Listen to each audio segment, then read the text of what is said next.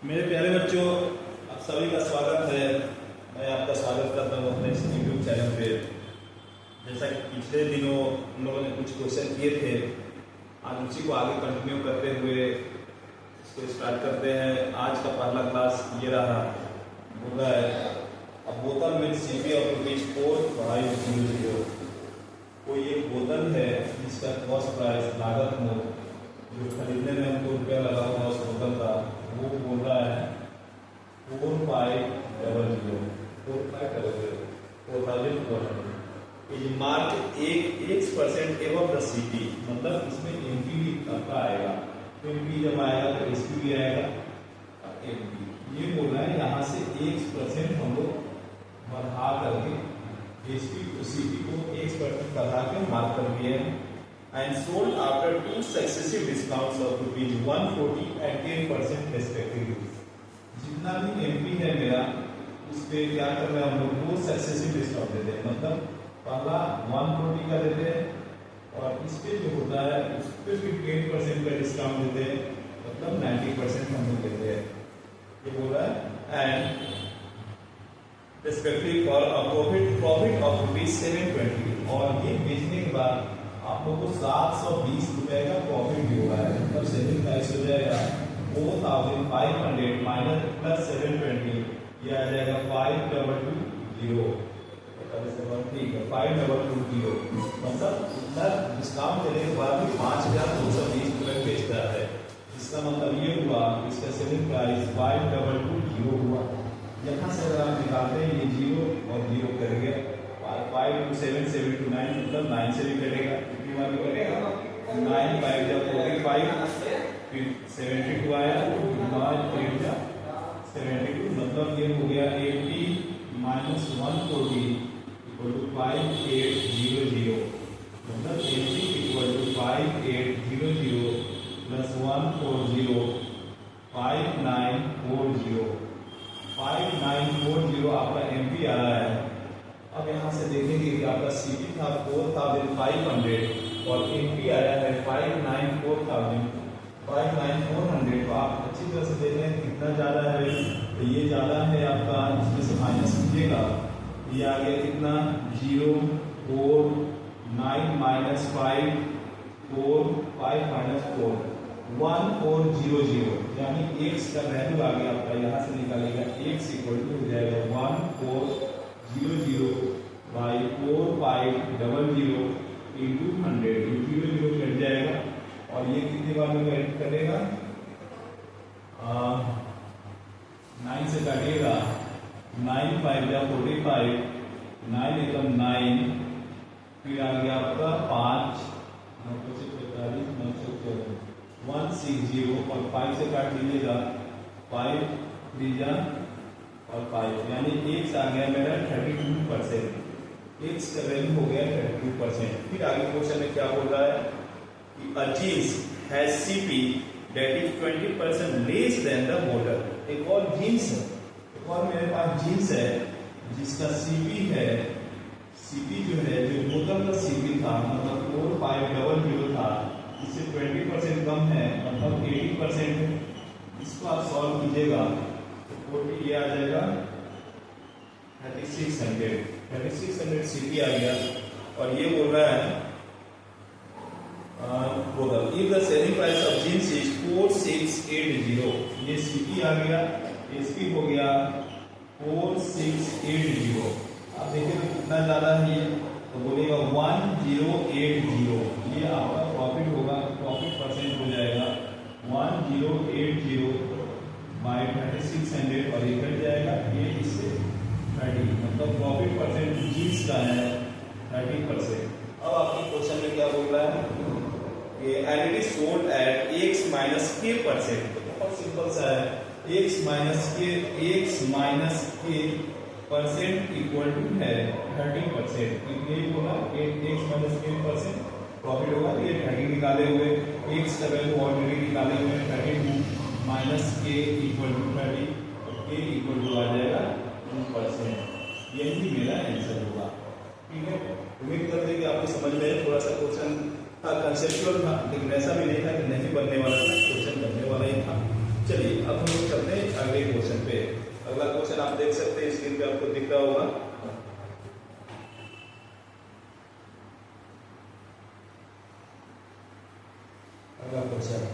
बोला a person invested rupees 25,500 divided into two different schemes। दो अलग अलग स्कीम में ए और बी में 25,500 मतलब कुछ पैसे ए में कुछ पैसे बी में ऐसे इन्वेस्ट किया टोटल मिला करके। अब बोला है कि A and B at a side 12.5% and 15%, मतलब एक स्कीम में 12.5%, दूसरे स्कीम में 15%। If the total amount of SI earned in 2 years is ₹7250, 2 साल में टोटल SI 7,250 रुपए होगा। तो आपको बताना है कि ए में कितना होगा। बहुत ही सिंपल है दोस्तों, जब भी क्वेश्चन आपका किसी भी इस तरीके से आए, हो सकता है प्रॉफिट और लॉस में भी आ जाएगा, टाइम स्पीड एंड डिस्टेंस में भी आएगा। अगर क्वेश्चन आपका आता है एक स्कीम ए स्कीम बी और दोनों का मिक्स एक दे दिया, जैसे यहाँ पे दे रहा है टोटल SI आपका इतना है, ये हो गया। उसी तरीके से सीपी में आ गया कि एक वस्तु को इतना प्रॉफिट पे, एक वस्तु को इतना लाभ पे, और दोनों को बेच रहे हैं, तो ओवरऑल मेरा नेट क्या हो रहा है। तो इसमें आप हमेशा ही एलिगेशन से बनाइएगा, वो बहुत ही सिंपल पड़ेगा। देखिए कैसे 2550 हम क्या कर रहे हैं, ए का इंटरेस्ट निकाल रहे हैं कितना हो रहा है, बी का इंटरेस्ट निकाल रहे हैं कितना हो रहा है। ए का हो रहा है 2550, ये में बोल रहा है 12.5% पर एनम दे रहा है। 12.5% एक साल का था, 2 साल का इसका डबल करेंगे तो 12.5 का हो जाएगा 25%। तो इसका आपको 25% निकालना है। इसका जैसे 25% निकालिएगा, ये 255 25 इसको इंटू कीजिएगा तो ये आ जाएगा आपका 6375 ये स्कीम ए में आ गया। उसी तरीके से बी में क्या बोल रहा है 15% आपका पर एनम है। तो एक साल का 15%, तो 2 साल का 15 into 2 30% निकाल दीजिए। इसी का 2550 ये हो गया 30%। इसको सॉल्व करेंगे तो ये आ जाएगा 7650। हम ये मान के चल रहे हैं कि पूरा का पूरा स्कीम ए में लगा था तो उसको इंटरेस्ट मिलता 6375, पूरा का पूरा पैसा अगर बी में लगा था उसको इंटरेस्ट मिलता 7650। लेकिन ऐसा वो किया नहीं है, कुछ पैसा ए में कुछ पैसा बी मिला है, इस कारण से उसका इंटरेस्ट हो जा रहा है। क्वेश्चन में आप देख रहे हैं 7250, इसको इंटरेस्ट मिल रहा है 7250। ये एलिगेशन लगाइएगा, यहाँ पे इसमें से इसको लगाइए 400 आएगा, इसमें से इसको घटाइएगा कितना आएगा देखिए, ये 0 से 5, यहाँ बचा आपका 4 14 से 7 माइनस 3 से 7, यहाँ 1 से 875 आया। ये अब आप काटिएगा, कितने से काटिएगा, 25 से काट सकते हैं, 75 है तो लास्ट में कटेगा 25 से, तो 25 से ये कटेगा आपका 16 टाइम्स और ये 25 से कटेगा आपका 35 टाइम्स।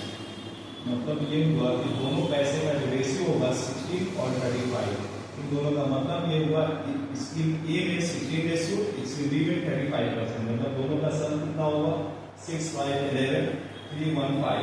51 रेशियो का वैल्यू है 25500, इससे काटिएगा ये हो जाएगा 5 टाइम्स में, 5 टाइम्स मतलब 1 रेशियो का वैल्यू हो गया 500। तो आपसे पूछा क्या है, देख लेते हैं what was the amount invested in scheme A.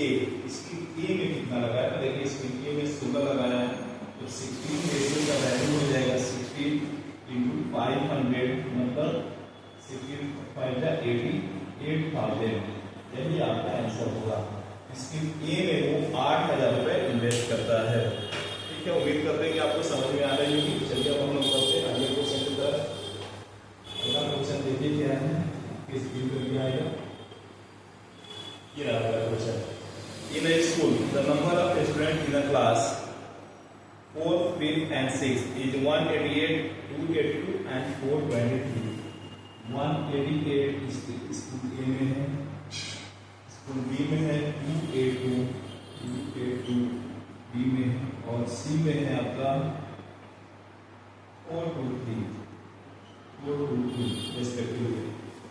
If each class is divided into sections and इस section had the same number of students. मतलब ये हुआ कि क्लास ए को हम लोग क्या करेंगे, सेक्शन में बांटेंगे। बहुत सारे बच्चे हैं, कितने बच्चे हैं 188, तो 188 तो सब में बैठेगा नहीं, तो हो सकता है तो नहीं, ये 4 फिर 6 करता है, ए बी सी नहीं है, ये 4 हो गया, ये 5 हो गया और ये 6 हो गया। आप देख रहे हैं कि 4 में 188 बच्चे हैं, उनको सेक्शन में कर दिया। आप देखिए 4A 4B 4C इस तरीके से बांटा जाता है कि हर एक सेक्शन में नंबर ऑफ स्टूडेंट्स बराबर होंगे। मतलब ये हुआ कि अगर मान लीजिए 4 क्लास में 4 सेक्शन होते हैं, मान लीजिए एक में अगर 20 सेक्शन ए में 20 बच्चे हैं, तो बी में भी 20 होंगे, सी में भी 20 होंगे। इस तरीके से ये बांटा जाता है। उसी तरीके से सी को भी बांटा जाएगा। तो जब भी नंबर ऑफ स्टूडेंट्स बराबर होंगे, आप हमको बताइए कि जो नंबर होगा 188 से तो ज्यादा नहीं हो सकता कभी भी। 188 मान लेते हैं कि क्लास 4 में हम एक ही सेक्शन बनाएंगे, तो 188 होगा मैक्सिमम, उसके ऊपर तो बच्चा है ही नहीं। या फिर अगर 2 सेक्शन बनाते हैं तो ये हो जाएगा 94, अगर 3 सेक्शन बनाते हैं तो 4 सेक्शन बनाते हैं तो 47। मतलब ये हुआ कि आइदर 188 होगा या उससे कम होगा। तो जब भी इस तरीके का क्वेश्चन है कि हम लोग को नंबर को बांटना होगा, या तो वही नंबर होंगे या उससे कम होगा, तो इस केस में हमेशा ही हम लोग एचसीएफ निकालते हैं, हाईएस्ट कॉमन फैक्टर। तो हाईएस्ट कॉमन फैक्टर कैसे हम पहचाने, या तो 88 होगा या उसके नीचे होगा। तो हाईएस्ट कॉमन फैक्टर कैसे निकालेंगे, देखिए एक तो हमको साफ साफ दिख रहा, लास्ट में यूनिट डिजिट यहाँ ऑड नंबर है, तो कॉमन फैक्टर भी आपका ऑड नंबर ही होगा। तो छोटे वाला कोई भी छोटा वाला पकड़िए 188, इसको फैक्टराइजेशन कर देंगे। 2 9 या 2 4 2 से 47 इस प्राइम नंबर लास्ट यही है। तो हमको साफ साफ दिख गया भैया ये 47 है, क्योंकि 2 और 4 ये तो हो नहीं सकता कि लास्ट में 3 है। तो 100% मेरा एचसीएफ जो होगा वो 47 ही होगा। अगर 47 नहीं होगा तो 47 का कोई और फैक्टर होगा ही नहीं, तो इसमें 47 ही लास्ट है। तो हम आसानी से पकड़ लिए। एक और रास्ता है, आप ऐसे निकालिएगा जैसे आप निकालते हैं 282 1 टाइम जाएगा, 288 188 सॉरी 188, ये 4 हो जाएगा, यहाँ पे 9 ये कैंसिल, ये हो जाएगा 188 1 2 टाइम्स हो जाएगा 188 कट गया। अब 94 से देखेंगे 423 कटेगा कि नहीं, 94 से 423 कटेगा नहीं, कटेगा, ऐसे निकालिएगा 47 आ जाएगा। मतलब ये हुआ कि हर एक सेक्शन में 47 बच्चों का सेक्शन बनेगा। तो हम पहले निकालेंगे कि क्लास 4 में कितना सेक्शन बनेगा। तो सिंपल सा है, टोटल 188 बच्चे हैं, हर एक सेक्शन में 47 बैठाना है, तो ये से 4 टाइम्स करेगा, यानी क्लास 4 में 4 सेक्शन बनेगा। ये आपका हो गया 47 बच्चों का कितना सेक्शन बनेगा क्लास 5 का, ये बन गया 6, मतलब कि यहाँ 6 सेक्शन बनेगा। और ये हो गया आपका 47, 423 से 47 423 बच्चों का 47 का कितना सेक्शन बनेगा, तो ये आपका आ जाएगा 9 सेक्शन बनेगा। तो कितना हो जाएगा 9 6 15 15 to 19, टोटल आपके 19 सेक्शन बचेंगे। यही आपका आंसर होगा।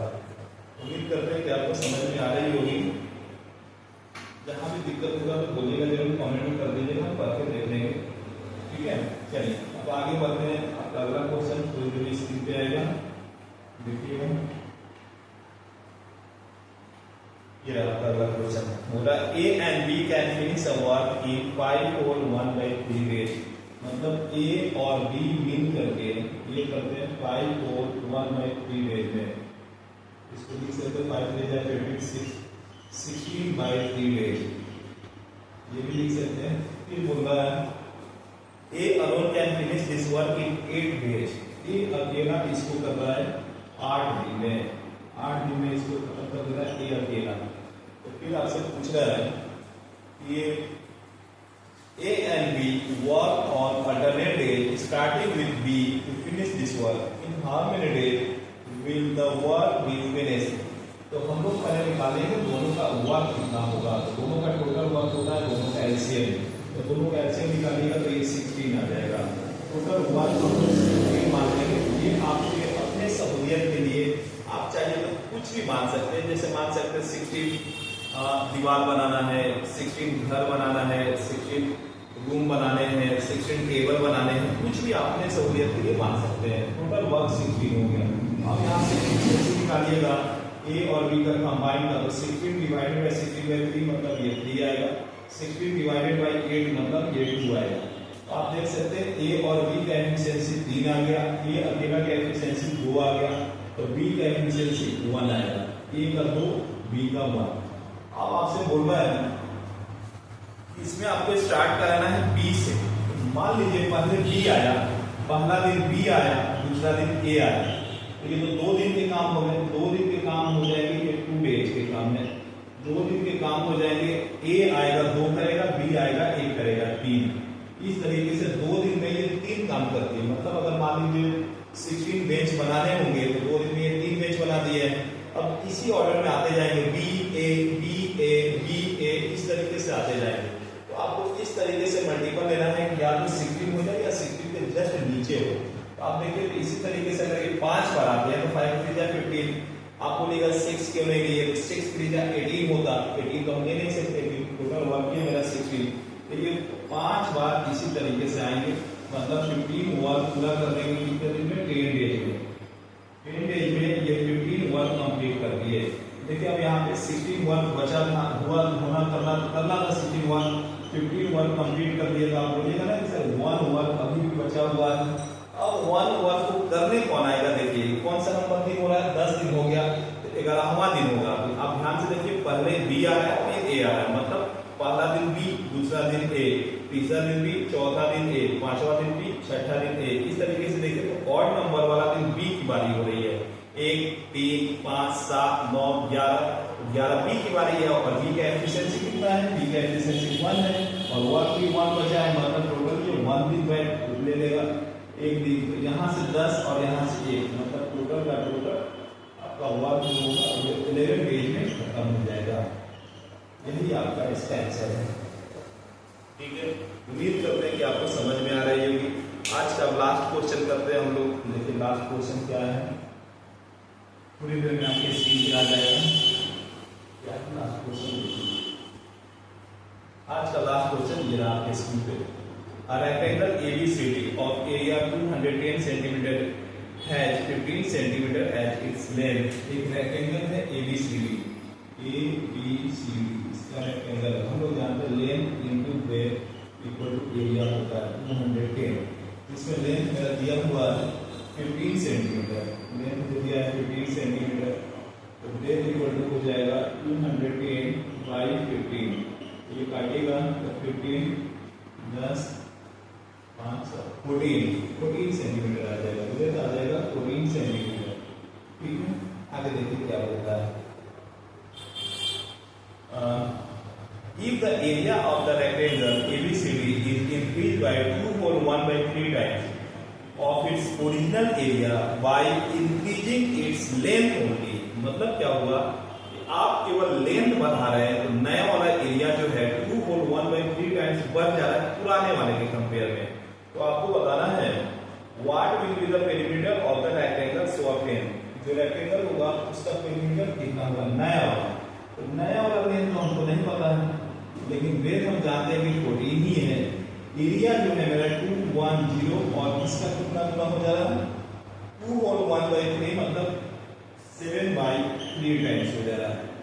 ये 3 से काटेगा 7 टाइम्स, 7 2 जा 14, 2 से 35, मतलब a इक्वल टू आ जाएगा 35 सेंटीमीटर। ये नया वाला a होगा, तो नया वाला पेरीमीटर कितना हो जाएगा 2 इंटू एल प्लस बी, मतलब ये हुआ 2 इंटू एल हो गया 35, बी आपका निकला हुआ है 14, तो ये हो जाएगा 2 इंटू 49 इक्वल टू 98 सेंटीमीटर।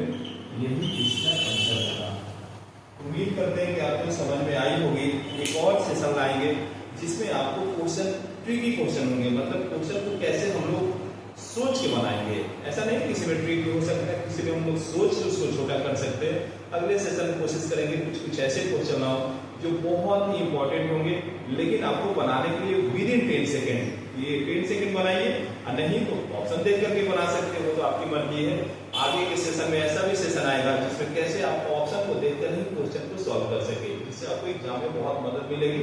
आपको ज्यादा से ज्यादा समय बचाना है, जितना ज्यादा टाइम लिमिट के अंदर ही सभी क्वेश्चन को सॉल्व करें और समय बचा सके। कुछ कुछ हार्ड क्वेश्चंस होते हैं, उन पे समय देना होता है।